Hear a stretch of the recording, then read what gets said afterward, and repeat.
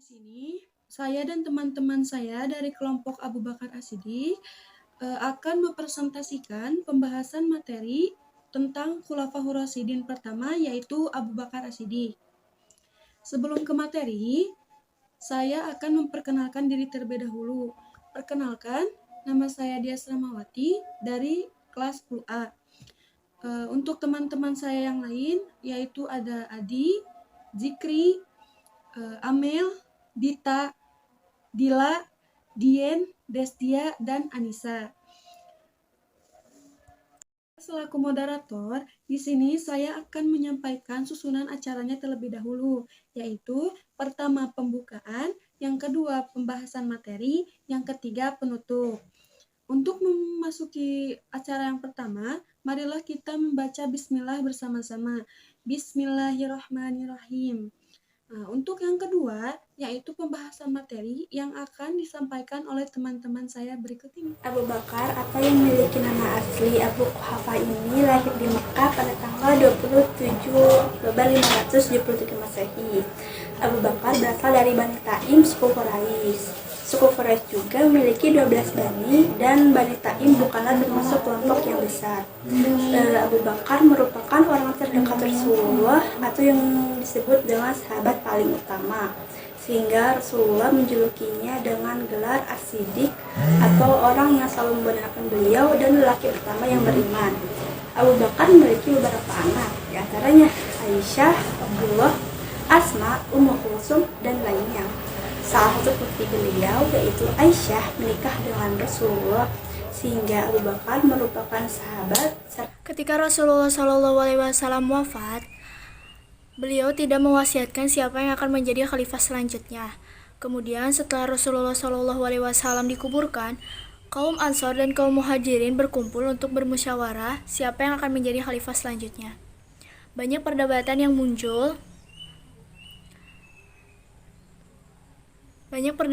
muncul dalam musyawarah tersebut. Kemudian Abu Bakar As-Siddiq mengatakan bahwa pemimpin itu dari bangsa Quraisy. Lalu menunjuklah Umar bin Khattab sebagai khalifah selanjutnya. Namun Umar bin Khattab menolak karena beliau mengatakan Abu Bakarlah yang lebih pantas menjadi khalifah selanjutnya. Setelah berbagai banyak persetujuan, akhirnya Abu Bakar As-Siddiqlah yang menjadi khalifah selanjutnya dan beliau dibaiat di masjid. Jasa-jasa Abu Bakar As-Siddiq selama menjabat sebagai khalifah, beliau telah menjadikan Islam tersebar luas ke penjuru dunia dan dikenal oleh semua orang yang ada di dunia ini.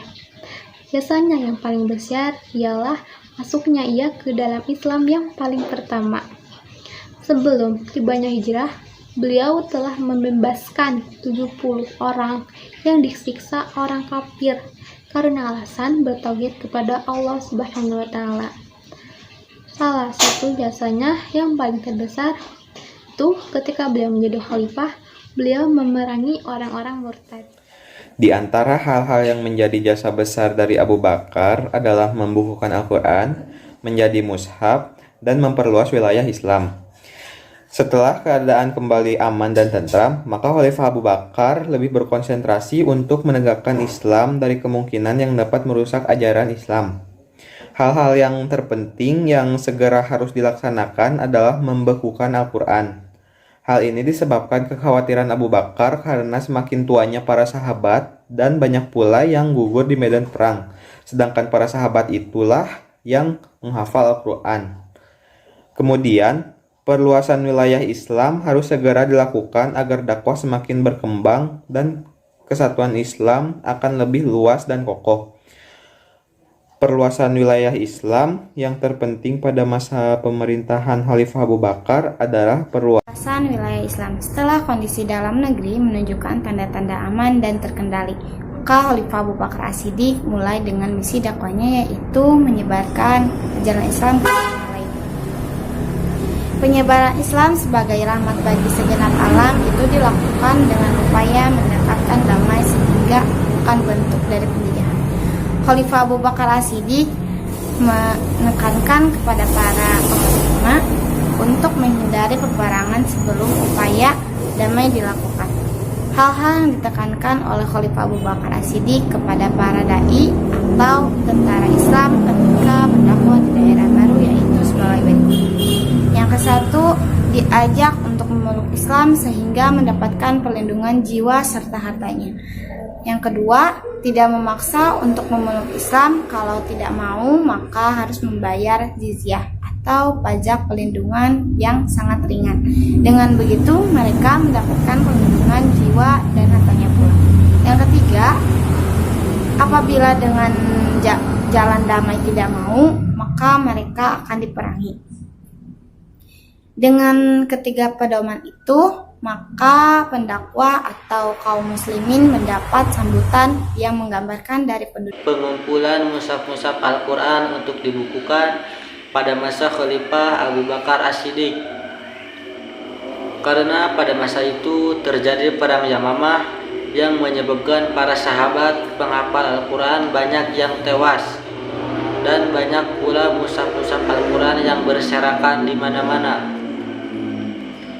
Umar bin Khattab menyuruh kepada Abu Bakar untuk segera mengumpulkan dan dijadikan buku menjadi sebuah Al-Quran.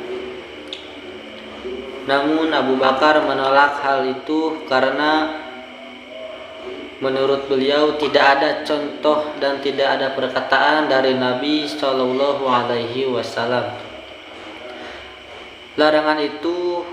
Tolakan itu menjadi kehati-hatian terhadap suatu amalan yang tidak ada contoh dari Nabi. Tetapi Umar bin Khattab berhasil untuk membujuk Abu Bakar dalam memberikan segala alasan. Seluruh daerah Hiroh, Anbar, Domo Jandal, dan Fars dapat mereka kuasai. Peperangan di wilayah kekuasaan Persia itu berhenti setelah Abu Bakar As-Siddiq meminta Khalid bin Walid berangkat ke Suriah untuk menambah kekuatan pasukan Muslim yang menghadapi pasukan sangat besar dan Bizantium. Pemegang pimpinan pasukan kemudian dialihkan kepada Musanna dan bin Harisah. Kekaisaran Bizantium memusatkan pemerintahnya di kota Damaskus, Suriah, untuk mengendalikan daerah jajahan Arab dan sekitarnya. Dengan kekuatan tentang Bizantium yang sangat besar itu, maka untuk menghadapi mereka, Khalifah Abu Bakar As-Siddiq mengirimkan pasukan berlapis. Pasukan kaum muslimin yang dikirim tersebut adalah: yang pertama, pasukan Yazid bin Abu Sufyan ke Damaskus. Yang kedua, pasukan Amr bin As ke Palestina. Yang ketiga, pasukan Syuhrabil bin Hasanah ke Yordania. Yang keempat, pasukan Abu Ubaidah bin Jarrah ke Hims. Seluruh pasukan kaum muslimin ketika itu berjumlah 18.000 personil. Sedangkan pasukan Romawi berjumlah 240.000 orang. Kekuatan yang tidak seimbang itu menjadikan pasukan kaum muslimin sulit untuk menembus musuh. Khalifah Abu Bakar As-Siddiq kemudian memerintahkan Khalid bin Walid berangkat menuju Syam. Perjalanan melelahkan ditempuh oleh Khalid bin Walid selama 18 hari. Sebagai perjalanan yang bersejarah karena menempuh 2 padang Sahara yang belum pernah dilewatinya. Setelah sampai, ia langsung bergabung dengan pasukan muslim yang ada di sana. Pertempuran yang sengit di pinggir sungai Yarmuk, maka perang besar tersebut. Jadi kesimpulannya yaitu nama lengkap Abu Bakar, yaitu Abu Bakar bin Abu Khulafah bin Murrah bin Ka'ab bin Lu'ay bin Ghalib bin Fihr. Beliau lahir setelah 2 tahun Nabi Muhammad SAW dilahirkan, yaitu tahun gajah. Beliau adalah teman akrab Rasulullah SAW yang bersama-sama mencari kebenaran dan tetap konsisten dengan mulia serta menjauhi segala perilaku jahiliyah. Beliau sering mengikuti Rasulullah SAW berdagang ke negeri Syam. Sejak memasuki usia balik, beliau tidak pernah menyembah berhala, dan beliau masuk Islam pada awal Islam dan termasuk ke dalam golongan as-sabiqunal awalun.